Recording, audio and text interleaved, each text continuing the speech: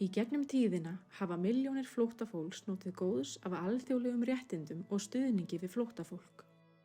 Margir eiga alþjóðlegri vernd líf sitt að þakka.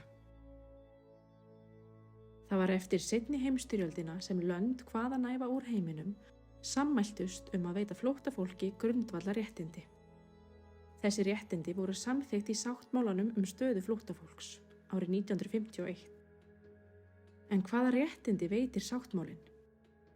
Meginregla sáttmálans að það má ekki senda fólk aftur til heimalands síns ef það setur það í hættu vegna óeirða eða ofsókna.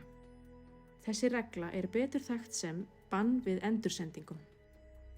Þegar flóttafólk hefur farið yfir alþjóðleg landamæri á það rétt á öryggi í því landi. Þetta á við meira en bara líkamlegt öryggi.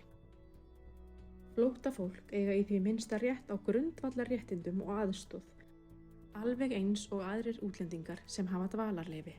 Þessi réttindi lúta að frelsi til hugsunar, hreyfingar og frelsi frá pyndingum eða niðurlægjandi meðferð. Flóttamannasáttmálinn veitir flóttafólki einnig félagsleg og efnahagsleg réttindi í gistilandinu. Þar má nefna réttin til vinnu og menntunar, rétt til að sjá fyrir sér og fjölskyldu sinni, sem og aðgengi að heilbrigðisþjónustu.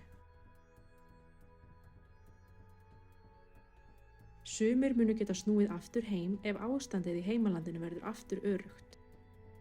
Þau sem geta ekki snúið aftur heim verða eftir í gistilandinu og þurfa að aðlagast lífi sínu þar.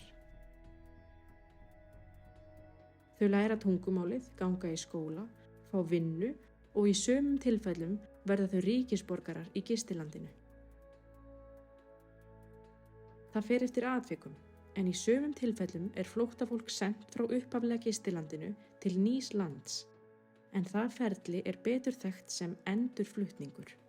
Endurflutt flóttafólk þarf að ganga í gegnum mjög strangt ferli þar sem Flóttamannastofnun Sameinuðu þjóðanna og gistilandið taka bæði þátt.